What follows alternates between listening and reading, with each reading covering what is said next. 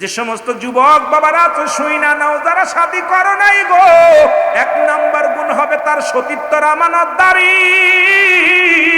2 number হবে সে আমলদারি, 3 number হবে সে পর্দাশীলতা নারী, 4 নাম্বার হবে মুসলমান রূপে গুণে, 5 নাম্বার হবে সে একজন আদর্শ ফ্যামিলির মেয়ে গো মুসলমান। এই 5টা গুণে গুণান্বিত নারী বিবাহ করার জন্য সুলাইমান পয়গম্বর ঘোষণা করে দিয়েছিল, পত্র লিখে দিয়েছিল। সুলাইমান পয়গম্বর যখন বিয়ে করবে তখন পত্রবচন তার উজির এসে বলে, হুজুর আপনার বয়স হয়ে গেল, বিয়ে করবেন না। ওরে পয়গম্বর সুলাইমান কয়, রব্বে কারিম আমাকে জানিয়ে দিছে এই 5টা গুণের যদি কোনো নারী পাও আমি বিবাহ করব। সেই 5টা গুণের 1 নাম্বার হবে সে সতীত্ব আমানতদারি। এখন বাংলাদেশে তো পাওয়া যায় না সতীত্ব আমানতদারি নারী, পাওয়া বড় দুরস্কার। এই ওয়াজগুলো সমাজেও চলে না, তরিকাতেও চলে না, সব বাতিল হয়ে যায়। তবে আমি আপনাদেরকে বলে যাই, আল্লাহর কামেল মুকাম্মেলের দপ্তরে গেলে, ওলিদের কদমে গেলে, সঠিক ওলির কদমে গেলে শরীয়তের ওয়াজও শোনা যায়। জোরে বলেন ঠিক কিনা? এই পৃথিবীর মধ্যে রাহমাতুল আলামিন আখিরি নবী আর আদম নবী থেকে শুরু করে যত নবীগণ দুনিয়ার মধ্যে আগমন করেছিল, প্রত্যেকেই মুসলমান এসেছিল আমার আল্লাহর সন্ধান দেওয়ার জন্য। আদম আলাইহিস সালামের কালেমা ছিল লা ইলাহা ইল্লাল্লাহু আদম, আদম শফিউল্লাহ, ইব্রাহিম খলিলুল্লাহ, মূসা কালিমুল্লাহ। আর আমার আপনার নবী নূরের নবী রাহমাতুল আলামিন এই দুনিয়ার মধ্যে আগমন করলেন। লা ইলাহা ইল্লাল্লাহ মুহাম্মাদুর রাসূলুল্লাহ সাল্লাল্লাহু আলাইহি ওয়াসাল্লাম। জোরে বলেন মারহাবা। এই জন্য কালেমার দিকে গেলাম আমি, যেহেতু আমার আগের বক্তা আব্দুর রহমান নুরি সাহেব এই কালেমার বিষয় নিয়ে আলোচনা শেষ করেছে শেষ পর্যায়ে আসিয়া। কারণ যেখান থেকে ছাড়ছে সেখান থেকে আলোচনা শুরু করি, ধীরে ধীরে আলোচনার দিকে যাই। আল্লাহ বলে লা ইলাহা নাই কোনো ইলাহ ইল্লাল্লাহু এক আল্লাহ ছাড়া, মুহাম্মাদুর রাসূলুল্লাহ আল্লাহ পাকের প্রেরিত রাসূল বা বান্দা হলো রাহমাতাল লিল আলামিন। জোরে জোরে বলো মারহাবা, আর একটু জোরে বলো মারহাবা। পৃথিবীর মধ্যে যত নবী আছে প্রত্যেকেই চিনাইছে আমি আল্লাহর পয়গম্বর, আল্লাহ ছাড়া কোনো মাবুদ নাই। আদম নবী আল্লাহ ছাড়া কোনো ইলাহ নাই, ঈসা নবী আল্লাহ ছাড়া কোনো ইলাহ নাই, মূসা নবী আল্লাহ ছাড়া কোনো ইলাহ নাই। ও মুসলমান গভীর মনোযোগ, তৎকালীন জামানার মধ্যে, ও মুসলমান শুনে নাও, এই পৃথিবীর মধ্যে তৎকালীন জামানার মধ্যে যত নবীগণ আছে প্রত্যেকেই কালেমার দাওয়াত দিতে দিতে দুনিয়ার মায়া ত্যাগ করে চলে গেছেন। নবীদের দরজা বন্ধ হয়ে গেছে, আসছে ওলিদের দরজা। মুসলমান শেষ জামানা, ওলিদের জামানার মধ্যে এখন ওলিদের জামানাও প্রায় শেষের দিকে আছে, ইমামতির জামানা, ইমামদের জামানা। মুসলমান গভীর মনোযোগ, ওলি আল্লাহ আসছে দুনিয়ার মধ্যে যুগে যুগে যুগে যুগে। বাংলার জমিনে যত পীরে কামেল এসেছেন কেউ তার দিনের নিজের দিকে কি করেন নাই, দাবি তো করেন নাই। প্রত্যেকেই মদিনাওয়ালার প্রেম, আল্লাহর গোলামত্বের জন্য তারা দাবিত করেছেন। তাদের ভিতরে সদা সর্বদা একটা প্রেম ছিল, সেটা হলো স্বয়ং মদিনাওয়ালার প্রেম। তাদের ভিতরে একটা মাত্র প্রেম ছিল, সেটা হলো আমার আল্লাহ রাব্বুল আলামিনের প্রেম, রাসূলের ভালোবাসা। এই ভালোবাসা নিয়ে যুগে যুগে যত ওলি আকরাম আছেন তাদের মধ্যে একজন মুসলমান জনাব হযরত মাওলানা আব্দুল হামিদ মোল্লা সাহেবও তাদের মধ্যে একজন ছিলেন, যিনি যুগের পরে যতদিন দুনিয়ার মধ্যে শরীয়তের জিন্দেগিতে ছিলেন, এই কালেমার দাওয়াত দিয়ে, সত্য ইসলামের দাওয়াত দিয়ে এই দুনিয়া থেকে বিদায় নিয়ে পর্দা করে রওজা পাকে ঘুমায় আছে। আল্লাহর ওলিরা মরে না, এর মধ্যে কোনো সন্দেহ নাই। জোরে বলেন ঠিক কিনা? আজকে কোথায় মুসলমান শোনো, বড় কষ্ট হয় আমার দেশে কিছু, আজকে আমার কথাগুলো না বললে নয়, আমার দেশে কিছু তৌহিদি জনতা, আবার আসছে কিছু মুসলমান ঈমান আকীদা পরিষদের কিছু আলেম বাইর হয়েছে, যারা দেখলাম কিছু পাগল ধরে ধরে, যে পাগলগার দুনিয়ার চিন্তা নাই। রাসূল বলছে বালহুয়া কিলাবি, দুনিয়াটা হলো পচা দুর্গন্ধ মরি, মানুষের চরিত্র হলো কুকুরের চরিত্র। কুকুর যেমন দুনিয়ার মধ্যে মুড়ি পাইলে খুশি হয়, সে জামানার উম্মতিরা এদের জন্য তারা পাগল হয়ে যাবে। ওই উপার্জন কেমনে করবেন? উপার্জনের জন্য মুসলমান ইবাদত ছেড়ে দিয়ে হারাম পথে উপার্জন করবে, হালাল মনে করবে, বৈধ মনে করবে, সুদ ঘুষ জিনা ব্যভিচার তারা জায়েজ করে নিবে। ও মুসলমান শুনে নাও, ঠিক সেই জামানার মধ্যে আসি। কি বলেন আলেম, কি বলেন মৌলবী, আজকে আমাকে যদি 2000 টাকা বেশি দেয়, আমি এই মাহফিল বন্ধ করে অন্য মাহফিলে চলে যাব। এই মসজিদ ইমামকে যদি 5000 টাকা বেতন অন্য মসজিদ অফার করে, এই মসজিদ ছেড়ে অন্য মসজিদে চলে যাবে। আজকে সবাই আমরা দুনিয়ামুখী হয়ে গেছি, জোরে বলেন ঠিক কিনা? এই দুনিয়ামুখী হয়ে গেছি মুসলমান, শোনে না। কিন্তু আল্লাহর যারা পাগল, আল্লাহর যারা মাহবুব বান্দা, তারা দুনিয়ার মুখাপেক্ষী নয়। আমি আজ কয়টা দিন লক্ষ্য করি, ফেসবুকের মধ্যে, নেটের মধ্যে দেখি কত পাগল গুলো ধরে ধরে স্মার্ট বানাইতেছে। আমার আধুনিক জামানার ভাইয়েরা, বর্তমান বাংলার কিছু হিরো বাইর হয়েছেন, নিজেকে হিরো মনে করেন, যাদের কোনো বাড়ির চিন্তা নাই, নারীর চিন্তা নাই, ঘরের চিন্তা নাই। দেখতেছি এই পাগলগুলোকে ধরে ধরে মাথা নেড়া করে, মাথাগুলো কাটা করে দিয়ে গায়ের মধ্যে শার্ট ফ্যান লাগা দিতেছেন, স্মার্ট বানাইতেছেন। বলেন স্মার্ট বাংলাদেশ, স্মার্ট বানাইতেছি। কিন্তু এই পাগলগুলো আর পরের দিন খাবার পাচ্ছে না। কালকে দেখলাম পথের মধ্যে ঢাকা শহরে অসংখ্য পাগল, তাদের স্মার্ট হওয়ার কারণে 3 দিন 4 দিন পর্যন্ত অনাহারে আর হাঁটতে পারছে না, পথের মধ্যে পড়ে আছে। কারণ যখনই মানুষের সামনে যায় মনে করি এটা ভালো, একে খাবার দেয় না। তাদের একটা রুটি নেওয়ার জন্য এক হোটেল থেকে রুটিটা ছিনিয়ে নেওয়ার কারণে হাত কেটে দিছে, পা কেটে দিছে। মুসলমান দেখা পর সে বলতে চাই, রে আজ কয়টা দিন আমি খানা খাই না, আর সহ্য করতে পারি না। কারণ এই পাগলগুলো তো দুনিয়ার মুখাপেক্ষী নয়, আর আমি আপনি দুনিয়ার পাগল, দুনিয়ার লোভ লালসার মধ্যে পড়েছি। এই পাগলদের মধ্যে আর এক হলো আল্লাহর ওলিগণ, যারা দুনিয়ার মধ্যে এমন দুনিয়ার মধ্যে তারা হয়েছে আল্লাহর আউলিয়া। এই দুনিয়ার মধ্যে পৃথিবীর কোনো মানুষ বানান নাই, তারা দুনিয়ামুখী হন নাই, তারা হয়েছে সদা সর্বদাই আল্লাহমুখী। জোরে জোরে বলেন ঠিক কিনা? এই দুনিয়ার মুসলমান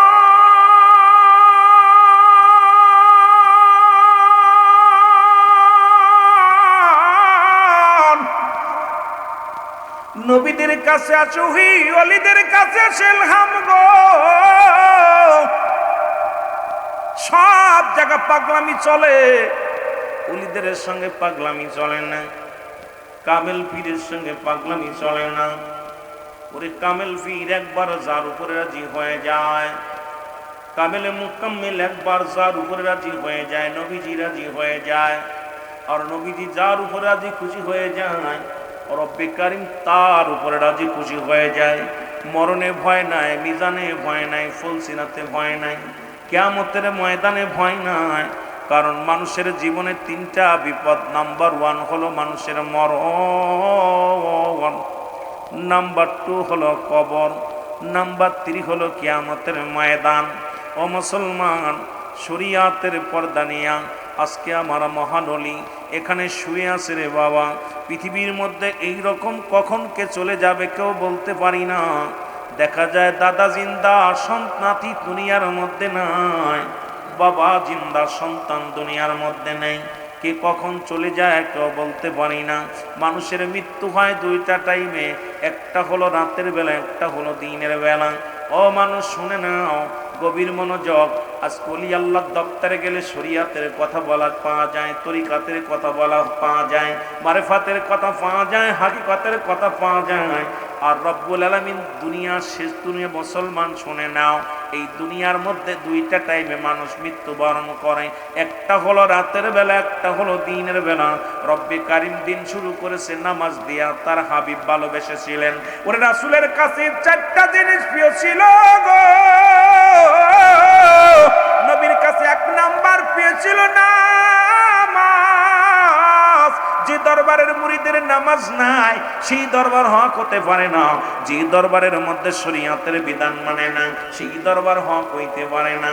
আজকে শরীয়তের হক পায়বন্দি দরবার যত আছে এগুলোর সঙ্গে বাতিলদের তুলনা করো না রে মুসলমান। শুনে নাও, রাসূলুল্লাহর কাছে ছিল 4টা জিনিস প্রিয়, তার মধ্যে 1 নাম্বার নবীর কাছে ছিল নামাজ। হক্কানি ওলিদের কাছে গেলে 1 নাম্বারে তালিম দেয় নামাজের। জোরে বলেন ঠিক কিনা? এ বন্ধুগণ শোনো গো, হক্কানি ওলিদের নবীদের সঙ্গে আমি একটু মেসাল দিয়ে যাই। শোনো, নবীর কাছে 2 নাম্বার পেয়েছিল তার উম্মতগণ। এর হক্কানি ওলি আল্লাহর কাছে 2 নাম্বার, তার পরিবার পরিজন কোনোদিন আপন হতে পারে নাই। তার উম্মত যত মুরিদ আছে, এই মুরিদের জন্য জীবনটারে কঙ্কাল করে ফেলে এই দুনিয়ার মধ্যে। তার এই শরী মুসলমান শুনে নাও, এই রুহানি জগতের যত মুরিদ সন্তান আছে, এই মুরিদের বেদনায় ঘুমাইতে পারে না, খাইতে পারে না, বিশ্রামে যাইতে পারে না। তারা সদা সর্বদা ইয়া রব্বি হাবলি মুরিদি মুরিদি বলে। একটা মুসলমান কান্দে, দয়াল নবী কেঁদেছে ইয়া রব্বি হাবলি উম্মতি। আর কামেলে মুকাম্মেল যারা হক্কানি ওলি হয়, এদের জবানে থাকে ইয়া রব্বি হাবলি মুরিদি মুরিদি বলে কান্দে। এর নবীর কাছে 1 নাম্বার পেয়েছিল নামাজ, 2 নাম্বার পেয়েছিল তার উম্মতগণ, 3 নাম্বার পেয়েছিল তার বিবিগণ। কামেল পীর যেজন হয়, দুনিয়ার মধ্যে অন্য নারীর প্রতি লোভ লালসা হয় না। কারণ পৃথিবীর মধ্যে মুসলমান শোনো, রাসূলুল্লাহর কাছে 3 নাম্বার পেয়েছিল তার বিবিগণ। যেহেতু মক্কা মদিনায় থেকে আসে আমার পীর সাহেব কেবল আপনারা শুনছেন, মুসলমান শোনো, 3 নাম্বার পেয়েছিল তার বিবিগণ। ও মুসলমান, আর এই বিবিগণ হওয়া লাগবে 5টা গুণে গুণান্বিত। এই 5টা গুণ যে নারীদের মধ্যে আছে, এই জন্য বিয়ে করার আগে হতে সতর্ক হওয়া লাগবে। এই 5টা গুণের গুণান্বিত নারী আপনাদের যদি পান, বিয়ে করবেন। যে সমস্ত যুবক বাবারা আছে শুই না নাও, যারা শাদী করো নাই গো, 1 নাম্বার গুণ হবে তার সতীত্বর আমানতদারি, 2 নাম্বার হবে সে আমলদারি, 3 নাম্বার হবে সে পর্দাশীলতা নারী, 4 নাম্বার হবে মুসলমান রূপে গুণে, 5 নাম্বার হবে সে একজন আদর্শ ফ্যামিলির মেয়ে গো মুসলমান। এই 5টা গুণে গুণান্বিত নারী বিবাহ করার জন্য সুলাইমান পয়গম্বর ঘোষণা করে দিয়েছিল, পত্র লিখে দিয়েছিল। সুলাইমান পয়গম্বর যখন বিয়ে করবে, তখন পত্রবচন তার উজির এসে বলে, হুজুর আপনার বয়স হয়ে গেল, বিয়ে করবেন না। ওরে পয়গম্বর সুলাইমান কয়, রব্বে কারিম আমাকে জানিয়ে দিছে এই 5টা গুণের যদি কোনো নারী পাও আমি বিবাহ করব। সেই 5টা গুণের 1 নাম্বার হবে সে সতীত্ব আমানতদারি। এখন বাংলাদেশে তো পাওয়া যায় না সতীত্ব আমানতদারি নারী, পাওয়া বড় দুরস্কার। এই ওয়াজগুলো সমাজেও চলে না, তরিকাতেও চলে না, সব বাতিল হয়ে যায়। তবে আমি আপনাদেরকে বলে যাই, আল্লাহর কামেল মুকাম্মেলের দপ্তরে গেলে, ওলিদের কদমে গেলে, সঠিক ওলির কদমে গেলে শরীয়তের ওয়াজও শোনা যায়। জোরে বলেন ঠিক কিনা? এরে মুসলমান শুনে নাও, 4 নাম্বার নবীর কাছে পেয়েছিল সুগন্ধি জিনিস গো। এখন ওলিদের কাছে যা যদি মদ না ছাড়তে পারে, ওটা ভণ্ড। ওলিদের কাছে যা যদি সুদখানা ছাড়তে পারে, ওলিদের কাছে যা যদি ঘুষ না ছাড়তে পারে, ওলিদের কদমে যা পারে যদি জিনা ব্যভিচার বন্ধ না করতে পারো, মুসলমান বিড়ি সিগারেট ছাড়তে না পারো। কারণ রাসূলুল্লাহর কাছে 4 নাম্বার পেয়েছিল সুগন্ধি জিনিস। আল্লাহর কামেল মুকাম্মেল ওলিদের কাছেও 4 নাম্বার পেয়েছিল সুগন্ধি জিনিস। কিন্তু আমি দেখছি আমার এই ব্রাহ্মণবাড়িয়ার জমিনেও এমন পীর আছে, গান্দা টান মেরে ডায়েস ওঠে। জোরে জোরে বলেন ঠিক কিনা? রাসূলুল্লাহর কাছে প্রিয় ছিল 4 নাম্বার সুগন্ধি জিনিস। আমাদের দেশে কিছু ভণ্ড পীরের আবির্ভাব হয়েছে, তারা গাঁজা মদ ইয়াবার মধ্যে আসক্ত। এই সমস্ত ভণ্ডদের কারণে অনেক কামেল পীরের দুর্নাম হয়। জোরে বলেন ঠিক কিনা? যে পীর নিজে গাঁজা টানে, সে মুরিদরে কেমনে শিখাইবে? আর এদের কারণে আজকে মাজার ভাঙ্গার ফতোয়া দেওয়া শুরু করেছে। এদের কারণে আজকে মাজারে আক্রমণ হয়। এদের কারণে আজকে মাজার থেকে, কবর থেকে লাশ উত্তোলন করে মানুষ পুড়ায়। আমি ওই নুরা পাগলার পক্ষে নয়, তবে আমি লাশ উত্তোলন করে পুড়াইছে এটার বিপক্ষে। কিন্তু ভণ্ডদের পক্ষে আমরা সুন্নি আলেম ওলামা, সুন্নি ওলি আল্লাহ নয়। জোরে বলেন ঠিক কিনা? যে যাহারে ভালোবাসে তার ভালোবাসা ফুরায় না। বলেন যে যাহারে ভালোবাসে তার ভালোবাসা ফুরায় না। তোমার মুর্শিদ যারে ভালোবাসে, পীরে যারে ভালোবাসে, তার কবু নাই তুলনা। বলো যে যাহারে, ভাই জোরে জোরে বলেন না যারা পীর মুরিদ করেন, ওরে যে যাহারে ভালোবাসে তার ভালোবাসা। আমার আল্লাহ যাকে ভালোবাসে, আল্লাহ যাকে ভালোবাসে, তার কবু নাই তুলনা। যে যাহারে ভালোবাসে তার ভালোবাসা। এ দুনিয়ার মুসলমান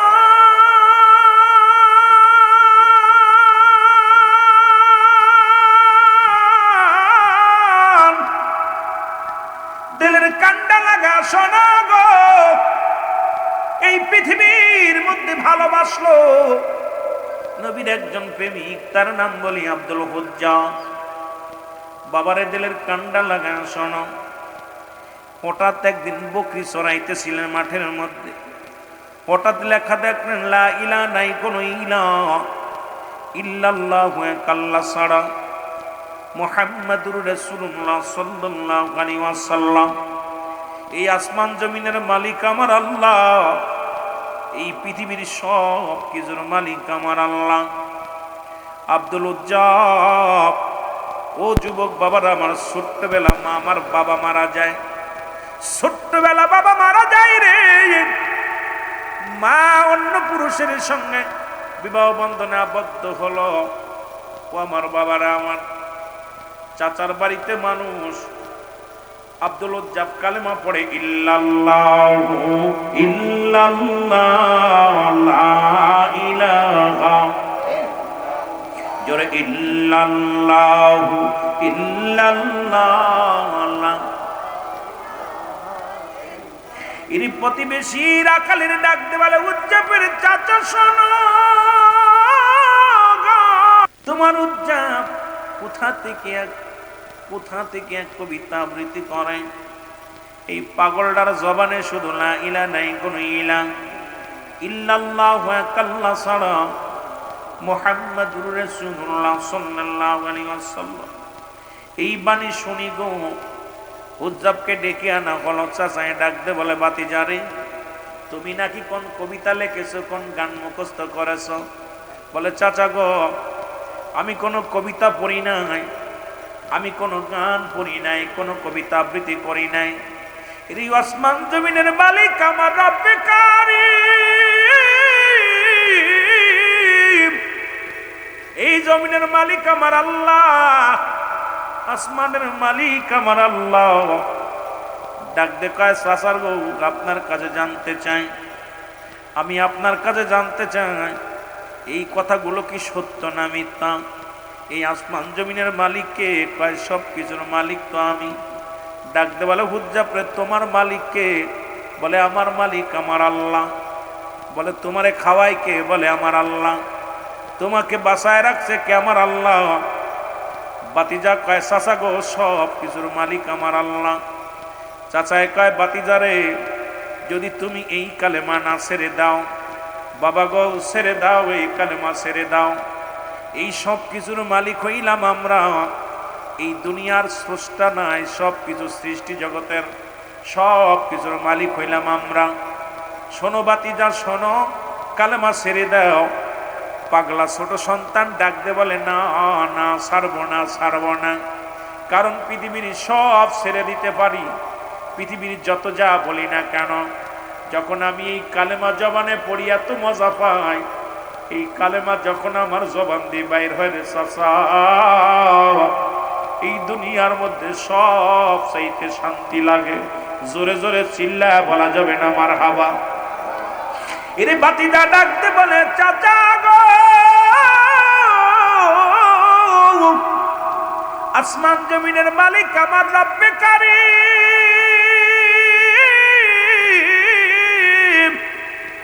ভূমণ্ডলের মালিক আমার রব্বে কারীম, সব কিছু শেষ করে দিবে আমার আল্লাহ। জোরে জোরে চিল্লায় বলা যাবে না আল্লাহু আকবার। আল্লাহ বলে কুল্লু মান আলাইহা ফান।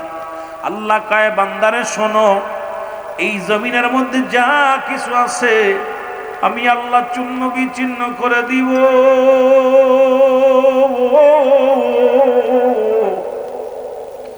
এই দুনিয়ার মধ্যে যা কিছু আছে সব কিছু শেষ করে দিবে আমার আল্লাহ। আল্লাহ কয় বান্দারে, এই জমিনটা আমি পুরায়া তামা বানায়া দিব। এই জমিনের মধ্যে যত মাটি আছে মাটিগুলো পুড়ে তামা হয়ে যাবে। জমিনের ভিতরে যত পানি আছে সমস্ত পানিগুলো পুড়ে ছাই হয়ে যাবে। যেদিন কিচ্ছু বলতে কিচ্ছু থাকবে না, সেদিন থাকবো শুধু আমি আল্লাহ। জোরে জোরে চিল্লায় বলা যাবে না মারহাবা। আর একটু জোরে জোরে চিল্লায় বলা যাবে না মারহাবা। চাচাই বলে বাতিজারে, তুমি কি কালেমার অর্থ জানো গো? বলে চাচা, কালেমার অর্থ আল্লাহ ছাড়া কোনো মাবুদ নাই, আল্লাহ ছাড়া কোনো ইলাহ নাই, তাকে পাওয়ার একমাত্র ঠিকানা নবী মুহাম্মদুর রাসূলুল্লাহ সাল্লাল্লাহু আলাইহি ওয়াসাল্লাম। আমি তার পাগল দেওয়ানা, আমি যাব সেই রাসূলুল্লাহর কাছে গো। আমারে তুমি বাধা দিও না, সেই মদিনাওয়ালার পাগল। এর চাচাই কয় বাতিদারে, কালেমার অর্থ আজ থেকে তোমার খানা বন্ধ। বাতিজা বলে চাচা গো, যদি কালেমা পড়ার কারণে খানা বন্ধ হয়ে যায় কোনো দুঃখ নাই। কালেমার অর্থ যদি কানা বন্ধ হয়, রিজিকের মালিক আমার রব্বে কারীম, সব কিছুর মালিক আমার রব। আপনি খানা বন্ধ করে দিলেন, কোনো দুঃখ নাই, কোনো কষ্ট নাই। আরো জোরে জোরে কালেমা পড়ে, ইল্লাল্লাহু ইল্লাল্লাহ লা ইলাহা ইল্লাল্লাহ। জোরে ইল্লাল্লাহু লা ইলাহা ইল্লাল্লাহু মুহাম্মাদুর রাসূলুল্লাহ সাল্লাল্লাহু আলাইহি ওয়াসাল্লাম। জোরে জোরে চিল্লায় বলা যাবে না মারহাবা। এই কালেমার মালাটা পড়ছি আমি, যত বড় যন্ত্রণা দাও গো তুমি। বলো কালেমার মালাটা, জোরে জোরে বলো, যত বড় যন্ত্রণা দাও গো তুমি। বল যত বড় এই মানি না আর যে মানি না, হায়াত মৌতের মালিক তুমি। কালেমার মালাটা পড়ছি আমি, যত বড় যন্ত্রণা দাও গো তুমি। বলো যত বড়, আরো জোরে বলেন, যত বড় যন্ত্রণা দাও গো তুমি।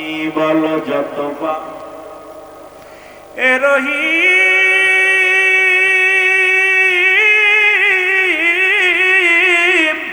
এ রহমান, আমার জীবনের মালিক তুমি।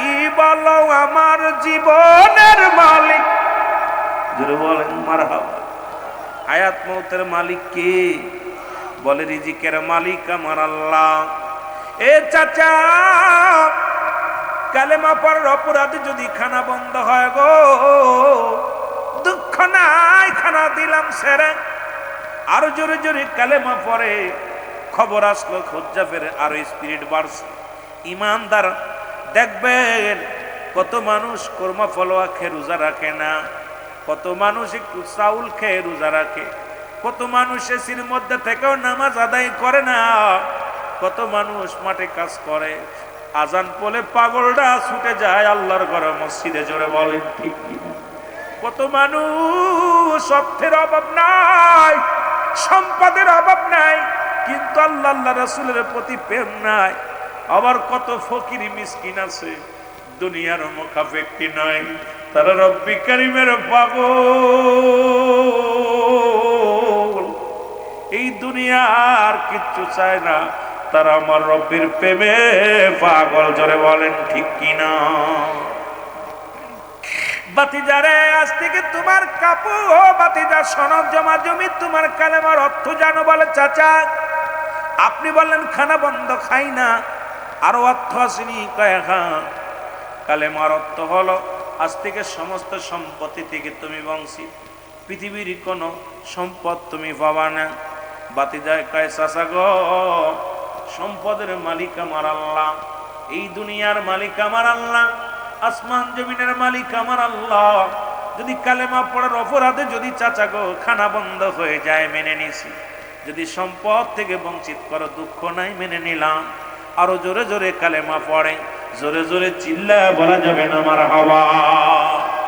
এ যুবক বন্ধুগণ শোনো, এবার আরো জোরে জোরে কালেমা পড়ে ইমানদার। ইমান কত মজবুত রে মুসলমান।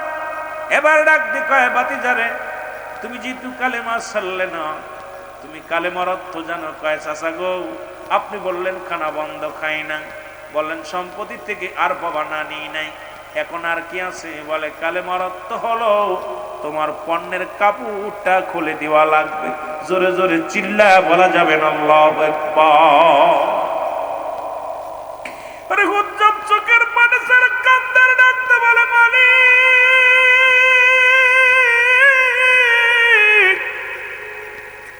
তুমি বলে দাও পরওয়ারদিগার আলম, আমার রব আমার আল্লাহ, হে রব্বে কারীম তুমি বলে দাও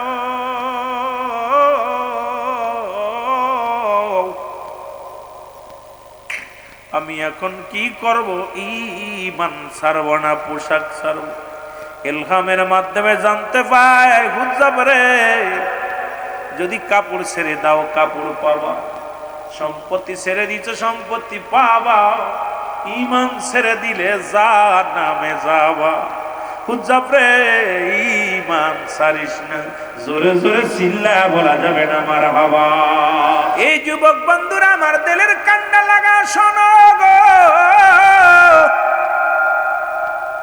ডাক দে বলে বাতিজা পোশাক ছেড়ে দাও। 18 বছরের যুবক আমার বাজানেরা দিলের কান্না লাগা শুনবেন।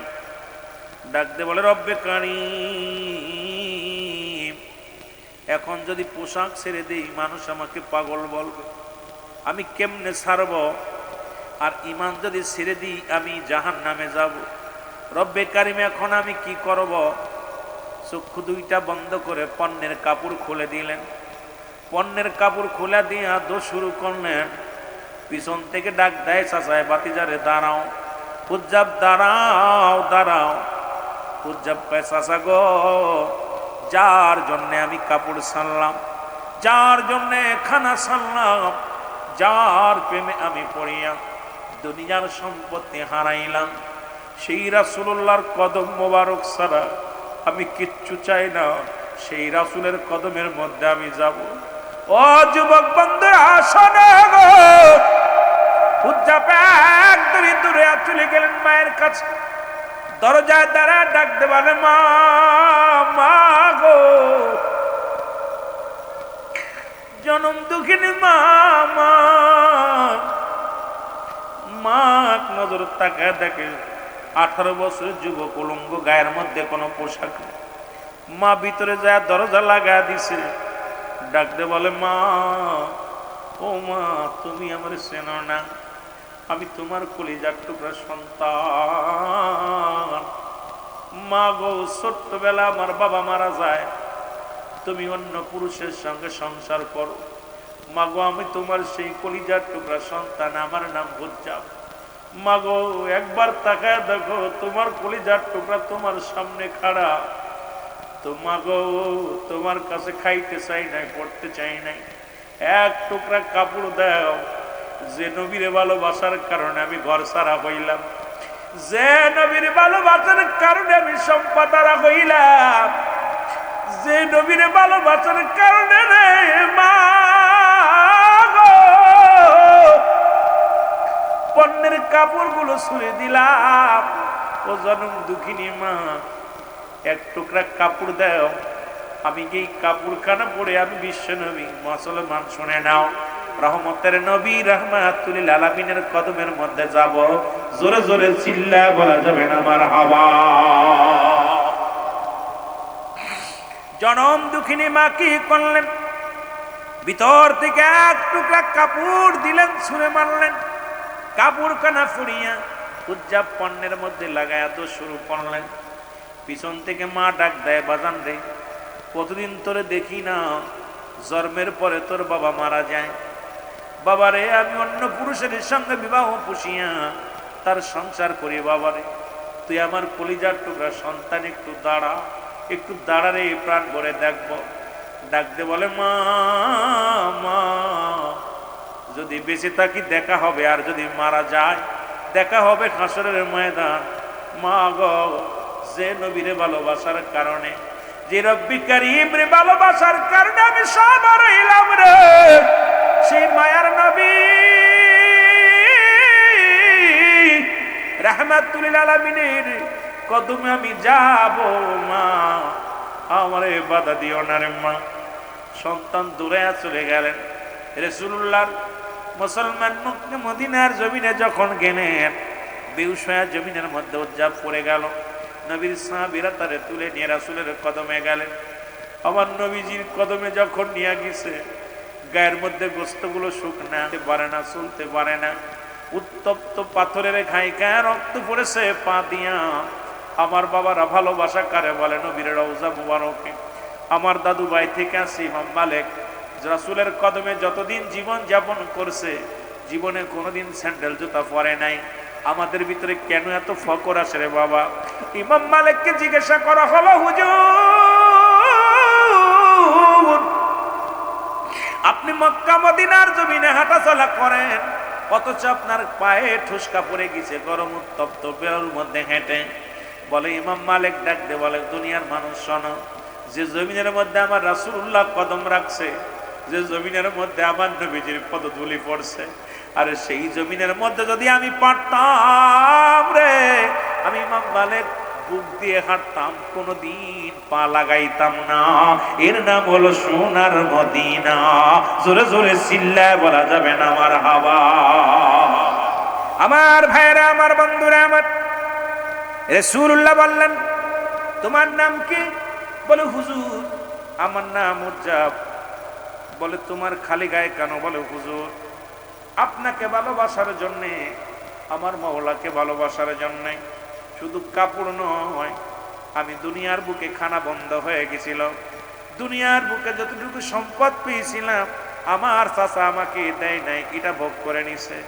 এমনকি আপনাকে ভালোবাসার অপরাধে আমার পণ্যের কাপড়টা পর্যন্ত ছেড়ে আসা লাগছে। ইয়া রাসূলুল্লাহ, ইয়া হাবিবাল্লাহ, নবী গো, আপনার পাক কদমে আমার একটু জায়গা করে দেন। জোরে জোরে চিল্লায় বলা যাবে না মারহাবা। ইয়া রাসূলুল্লাহ, ইয়া হাবিবাল্লাহ, নবী গো,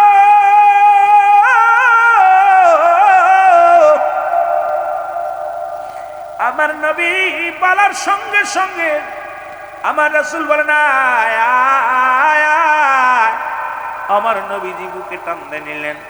উজ্জাব বলে, ইয়া রাসূলুল্লাহ, ইয়া হাবিবাল্লাহ, দুনিয়ার যত কষ্ট, যত যন্ত্রণা পেয়েছিলাম, আমি আপনার রাসূলুল্লাহর পদধূলি পাইয়া, রাসূলুল্লাহর চরণধূলি পাইয়া আমি উজ্জাবের সমস্ত দুঃখ যন্ত্রণা দূর হয়ে গেছে। জোরে বলেন মারহাবা। আর একটু জোরে জোরে চিল্লায় বলা যাবে না মারহাবা। আমার নেই বলে, উজ্জাব রে, আজ থেকে তুমি নতুন নয়া মুসলমান, নয়া মুসলমান। আমি রাসূল তোমাকে কালেমা পড়াইয়া দিলাম, তওবা পড়াইয়া দিলাম। আজ থেকে তোমার নামের আগে শুধু হুজ্জাব থাকবে না, আজ থেকে তোমার নাম আব্দুল হুজ্জাব। এইরকম যদি ঈমান আনা লাগতো, বাংলার মৌলবীরা আজকে যারা মন্দিরে যায় তারা কেমনে পারত? আজকে যারা মুসলমান, যারা মাজার ভাঙার পায় তারা করতেছে, শুনে নাও। ওই মাজার আলা ইসলামের দাওয়াত দিছে কত কষ্ট করে রে মুসলমান। ওই মাজার আলাদের সঙ্গে যারা বিরোধিতা করে, শুনে নাও, শুনে নাও। শাহজালাল ইয়ামানি যখন আসলেন সিলেটের জমিনে 360 জন আউলিয়া নিয়ে গো, গোরগোবিন্দ নিষিদ্ধ করে দিলেন। কোন দাড়িওয়ালা টুপিওয়ালা এই বাংলার জমিনে ঢুকতে পারবে না।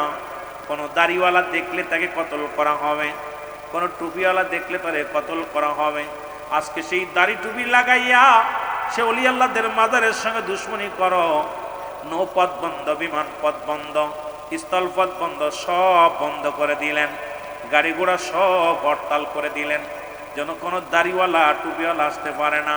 360 জন আউলিয়া নিয়ে, ও যুবক ব্রাহ্মণবাড়িয়া বিবাড়িয়ার যুবকেরা শোনো, ওলি আল্লাহদের প্রেমে আমরা কেন পাগল হই না? তোমরাও জানলে তোমরাও পাগল হবা। এবার শাহজালাল ইয়ামানি সুরমা নদীর কিনারায় আসলো।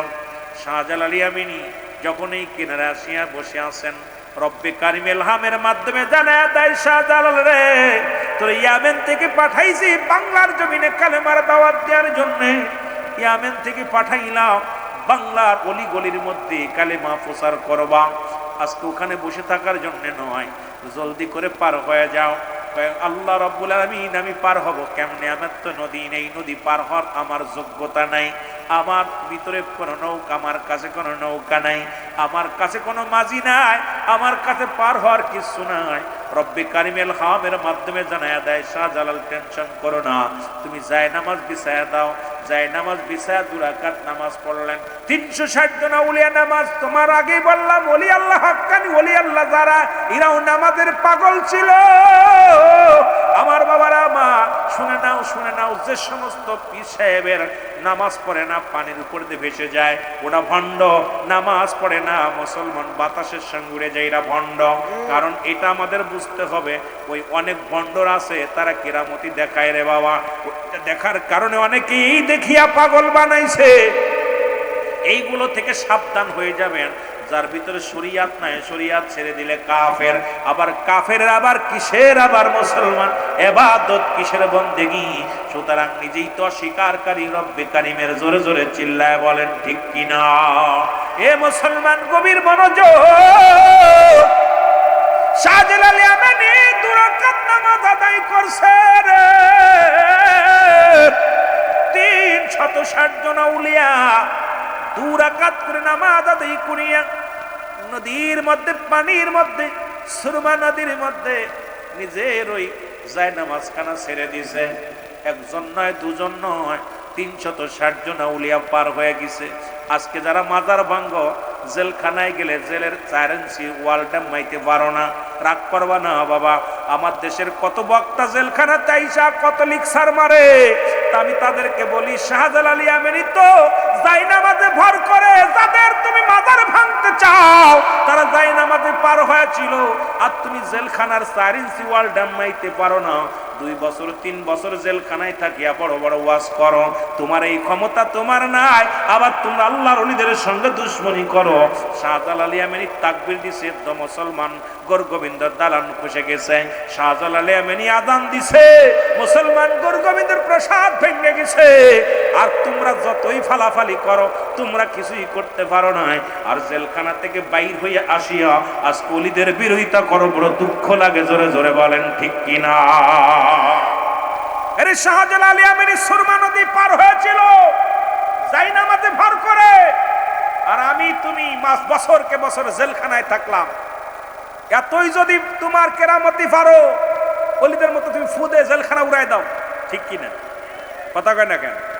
এতই যদি তোমার পার থাকে, এতই যদি তহিদে জনতা হও, বিনা অপরাধে জেল খাটতেছো বলতেছো, তাহলে তোমরা যখন আল্লাহর কাছে দরখাস্ত করবা, জেলখানার দালানগুলো এমনি ওই পেট পাটকেল সব ঝরে যাবে, কারণ তোমাদের ফরিয়াদ শুনবে। কিন্তু আল্লাহর ওলিগণ এই দুনিয়ার মধ্যে এমন মাহবুব বান্দা ছিলেন, তারা যখন যেটা বলেছে তখন রব্বে কারিম তার কথা শুনেছে। জোরে বলেন ঠিক কিনা? দিল্লির আল্লাহর ওলি হারেবারেশ রহমাতুল্লাহ আলাইহি, উনি মসজিদে ধাক্কা মারছে এইভাবে, ও মৌলবীরা হন। মসজিদে ধাক্কা দিয়ে বলছে, মসজিদ তুমিও আল্লাহর, আমিও আল্লাহর। কি বলতেছে? আল্লাহর ওলি হারেবারেশ রহমাতুল্লাহ আলাইহি, উনি দিল্লির জঙ্গলে বাস করত। উনি বলতেছে, দিল্লির যে মসজিদটা বাদশা শাহজাহান বানাইছে, এই মসজিদের মেম্বার কেবলা নির্ণয় ছিল না, একটু বেঁকা ছিল। তা এখন বাদশা শাহজাহান আপনার 5,000 কর্মী দিয়া এই মসজিদ নির্মাণ করেছে, এবং অনেকগুলো কোরআন তেলাওয়াত করে করে প্রতিদিন কাজ করতো। সকালবেলা কাজ শুরু হলে এক খতম কোরআন শরীফ তেলাওয়াত হতো। এত সুন্দরভাবে মসজিদ বানালো। এই মসজিদের কেবলা নির্ণয় হলো না, তখন 3 দিন স্বপ্নে দেখলেন বাদশা শাহজাহান তুমি নামাজ পড়েছো, নামাজ হয় না। শরিয়াতের কেবলা কাবা, দুজানের কেবলা রাহমাতাল লিল আলামিন, মুনাজাতের কেবলা হলো আরশে আজিম। আর একটা কেবলা আছে যারা পীর মুরিদি করেন, এই মুরিদের কেবলা হলো স্বয়ং পীর কেবলা। জোরে বলেন না মারহাবা। আস্তে না জোরে বলবেন। মুর্শিদ কেবলা কি বলা হয়? পীর কেবলা, মুর্শিদ কেবলা। জোরে বলেন ঠিক কি না? এই আল্লাহর ওলি হারে বারসা এই দিল্লির জঙ্গল থেকে ওনাকে ধরে আনা হলো। উনি বলল আমার একটা আশা আছে, আমি মসজিদের মেম্বারের পাশে ঘুমাবো। আমার দুনিয়ায় কোনো শখ নাই, কারণ ঘর দরজা সব ছেড়ে দিছি, বাড়ি নাই, ছেলে মেয়ে নাই, পরিবার পরিজন নাই। যদিও শরিয়াত রক্ষার্থে বিয়ে করা লাগে, করছি, কিন্তু আপনার হাকিকতে ওলি আল্লাহদের কোনো সন্তানাদি থাকে না। অনেক এই ওয়াজগুলো করলে আবার অনেকের গায়ে লাগবে, কারণ তারা তো দুনিয়ার মুখাফিক্কি হতে পারে না, কিন্তু শরিয়াত রক্ষাতে এগুলো দরকার। কথা বুঝেননি? শরিয়াত ছেড়ে দিলে আপনারা কইবেন বাজো ঘাটপুরো কত কথা বলবেন। এই জন্য আল্লাহর ওলিগণ স্বাধীন মুবারক করে সন্তানাদি আসে দুনিয়ার মধ্যে, তাদের এই প্রজন্মগুলো রেখে যায় যাতে এগুলো নিয়ে গালি না দেয়। আমার বাবারা, আল্লাহর ওলি হারে বারে সার সামনে হাজির হওয়া পর ওনাকে বলতেছে যে আপনি একটা কাজ করেন। কি কয়? এই মসজিদ আমার, কয় আমি মসজিদ সোজা করে দিব, আমার বিনিময় এই মসজিদের মেম্বারের নিচে আমার শুইতে দিতে হবে, কারণ আমি মসজিদে আজান দিব, ফজর আজান সালাতু খায়রুম মিনান নাওম, আমি ঘুম থেকে নামাজ উঠবো, উঠার জন্য ডাক দিবে, আমি কবরে শুয়ে শুয়ে আজান শুনবো, কবরে শুয়ে শুয়ে আমি কোরআন তেলাওয়াত শুনবো, ওই মসজিদের মেম্বারে দাঁড়াইয়া ইমাম সাহেব কোরআন তেলাওয়াত করবে, আমি শুয়ে শুয়ে শুনবো। সুতরাং আমার কবরটা মসজিদের সামনে দিবা। সুবহানাল্লাহ বলেন না? আর একটু জোরে। বাসা শাহজাহান কয় ঠিক আছে হুজুর। উনি কি করলেন? হাতটা লাগাই দিছে মসজিদের মধ্যে। মসজিদকে বলতেছে মসজিদ তুমিও আল্লাহর, আমিও আল্লাহর, বড় স্বপ্ন আমার এই তোমার সামনে শোয়ার, ঘুরে যাও। বলতে দেরি, দিল্লির জমা মসজিদ ঘুরতে দেরি নয়, সঙ্গে সঙ্গে ঘুরে গেছে। জোরে বলেন না মারহাবা। আরো জোরে। তোমরা পারো না কা বাবা? তোমরা করে দেখো একটা। সেই ওলি আল্লাহদের সঙ্গে দুশ্মনী করো। ওলি আল্লাহ শুয়ে আছে এটা বুঝবেন যখন এর প্রেমে পড়বেন, যখন হামিদ শাহ রহমতুল্লাহ আলাইহির প্রেমে পড়বেন, আব্দুল হামিদ শাহ রহমতুল্লাহ আলাইহির প্রেমে পড়বেন, তখন বুঝতে পারবেন যে কেন এমনি, কেন আসলো, কিসের জন্য আসছে, এর হাকিকতটা কি। এই জমিনটা আমরা এখন বুঝতে পারতেছি না। দাঁত থাক, দাঁতের মর্ম বুঝি নাই। যখন থাকবে না দাঁত, তখন বুঝবেন যে মর্মটা ছিল কি। এখন জিকির কোন ভাবে আমরা বলি উহু উহু করতেছি, হ্যাঁ করতেছি। ভাই 18,000 মাকলুকাত বলতেছেন, পানির নিচেই কত মাকলুকাত আছে এটা কইতে পারেন? কোন মাকলুকাত? আপনার বাড়ির গরুটা কিভাবে জিকির করে, পশুটা কিভাবে জিকির করে, গাছপালা তরুলতা সব কার জিকির করে? জোরে বলেন কার? আমরা সুন্নিরাও জিকির করি কার? আল্লাহর। এই জন্য আল্লাহ জিকির করবেন। এখন আমি অল্প একটু খালি বুঝাই দিয়ে গেলাম, যদি সময় আবার আসে আবার একটু যাব। যেহেতু ঝগড়া করতে আসি না, আর আমি ঝগড়া করে আলোচনা করি না, কারণ হলো আমি হেদায়েতের মালিক আমার পীর সাহেব কেবলা না, হেদায়েতের মালিক নবীজিকে আল্লাহ দেন নাই, হেদায়েতের মালিক কোনো আমির সাহেব নয়, হেদায়েতের মালিক কোনো মুফতি সাহেব নয়, হেদায়েতের মালিক স্বয়ং আল্লাহ। যদি হেদায়েতের মালিক রাসূলকে দেওয়া হতো, আবু জেহেলের কপালে, যে একটু আগে আবুল হেকামের ওয়াজ করলো, এই আবু জেহেলের কপালে কালেমা জুড়তো, কারণ রাসূলকে বলার দায়িত্ব দিছে, আমাকে আপনাকে বলার দায়িত্ব দিছে। হেদায়েত আমার রব্বে কারিমের হাতে। জোরে বলেন ঠিক কিনা? এই জন্য আমার দেশের অনেক আলেমরা এখন হেদায়েতের দায়িত্ব নিছে, অনেক মুফতি সাহেব হেদায়েতের দায়িত্ব নিছে, আমির সাহেব দায়িত্ব নিছে। এগুলো বাটপারি চলবে না। জোরে বলেন ঠিক কিনা? এই জন্য আল্লাহ কমিনান নাস, মানুষের মধ্যে মায়াকুল, তারা বলবে আমান্না তার ঈমান আছে বিল্লাহি, আল্লাহর প্রতি, ওয়া বিল ইয়াউমিল আখির, আখিরাতের প্রতি বিশ্বাস স্থাপন করেছে। আমা কুম বিমুমিনিন। একদল মুনাফিক আছে, তারা রাসূলের দরবারে গিয়েছিল, মুনাফিক করেছে, এখনো আছে, মন্দিরেও যায়, মসজিদেও যায়। আপনারা কি করে? আপনার মাজার ভাঙে, মন্দির গড়ে। জোরে বলেন ঠিক কিনা? আরো জোরে বলেন ঠিক কিনা? আল্লাহ এদেরকে 3951 নম্বর তিরমিজি শরীফের একখানা হাদিসে দেখলাম, একটু আগেই আমি কথা বলতে বলতে দেখলাম হাদিসখানা, দেখলাম যে রাসূল বলছে অচিরেই আমার উম্মতের মধ্যে একদল আগমন করবে, তারা নিজেরা মূর্তি পূজারী হবে এবং অন্যদেরকে মূর্তির দিকে কি করবে? উৎসাহিত করবে। এই কিয়ামতের আগে ঠিক বাংলাদেশের বুকে দাড়িওয়ালা টুপিওয়ালা এক শ্রেণী মৌলবীর গোষ্ঠীরা মূর্তি পূজারি করা শুরু করেছে। যারা মাজারে আক্রমণ করে, রাসূল বলে লা নাই খলা ইয়ামুত, তাদের মৃত্যু নাই। আল্লাহ বলে লা আলা সাবধান, ইন্না নিশ্চয় আলা ইন্না উল্লাহি, আল্লাহর তরফ থেকে যারা ওলি হয়। সুতরাং ওলি পৃথিবীর কোন মানুষ বানায় না, ওলি বানায় আমার আল্লাহ। আল্লাহর ওলিদের সঙ্গে যদি কেউ দুশমনি করে, তিরমিজি মুসলিম বুখারীর হাদিস অনুযায়ী আমরা পাইলাম যে আল্লাহ রাব্বুল আলামিন ওই ব্যক্তির সঙ্গে জিহাদ ঘোষণা করে। জোরে বলেন ঠিক কিনা, আরো জোরে বলেন ঠিক কিনা। সুতরাং আজকে ওলিদের মাজার ভাঙতেছো মৌলভী সাহেব, আর দেখলাম মন্দিরে মন্দিরে ঘুরে ঘুরে তোমরা খুব এই সমস্ত আমার আগে তো আমার ভাই আলোচনা করে গেছেন। শুধু বোঝানোর জন্য বলতেছি একটা কথা, যে আমি একদম নিশ্চয় একটু আগে দেখলাম তিরমিজি শরীফের হাদিস, একদম স্পষ্ট রাসূল লিখে গেছেন। আমার নবী বলছে যে আমি দেখতেছি অচিরেই শেষ জামান, আমার শেষ জামান উম্মাতের মধ্যে একদল আগমন করবে, তারা নিজেরা মূর্তি পূজারী হবে আর অন্যদেরকে উৎসাহিত করবে উম্মাতের মধ্যে।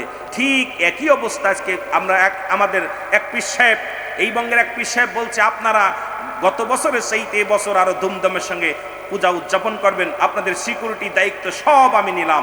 ও মৌলবী হনো, আমি আপনাদেরকে বলি, আমার বাবারা, আমার সূরা তাওবার মধ্যে, এ মুসলমান শোনো, গভীর মনোযোগ। আমি আপনাদের 6 নম্বর আয়াতের মধ্যে রাসূল বলতেছে, আল্লাহ বলতেছেন হাবিব আপনার কদমের মধ্যে আপনি মিলাইবেন, কোরআন না পাইলে এখন ধরবেন। রাসূল আল্লাহ বলতেছেন হাবিব আপনার কদমের মধ্যে যদি কোনো অমুসলিম আসে, তারা যদি আপনার কাছে সাহায্য চায় সাহায্য দিবেন, যদি বস্তার নিরাপত্তা চাই নিরাপত্তা দিবেন, যদি আপনার কাছে যদি নিরাপদ স্থানে পৌঁছায় দিতে বলে পৌঁছায় দিবেন। এগুলো দায়িত্ব দিছে আল্লাহ রাব্বুল আলামিন। তাই বলে এই দায়িত্ব দেই নাই যে তারা মূর্তি পূজারি করবে তুমি তাদের পাহারা দিবা। কারণ আমার নবীজি এই পৃথিবীর মধ্যে আগমন করেছে মূর্তি ভাঙ্গার জন্য, মূর্তি গড়ার জন্য নয়। আর তুমি দাড়িওয়ালা টুপিওয়ালা পীর সাহেব হয়ে আজকে সুন্নিদের পিছে লাগছো, আর তুমি মূর্তির পক্ষে নিয়ে আজকে হাজার হাজার মাজারকে ভাঙ্গে ঘুরিয়ে দিতে বলতেছ। তোমাদের মতো মুনাফিক এই পৃথিবীর মধ্যে আর কেউ নাই। জোরে বলেন ঠিক কিনা। ওরে মুর্শিদ নাম যার অন্তরে ভরা, তার ভরা কি যাই রে মারা।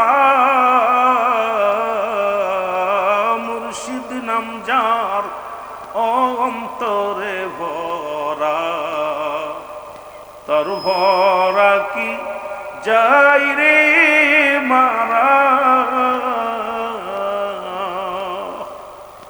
ওই আমি যখন পড়ি ঘোর তো পানে রে,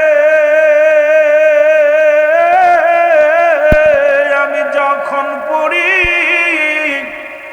ঘোর বিপদে রে, আমার মুর্শিদ কেবলা সামনে খাড়া।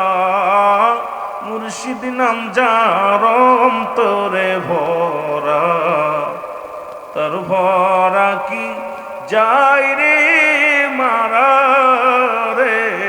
বলেন মুর্শিদ নাম যার অন্তরে ভরা, তার ভরা কি যাই রে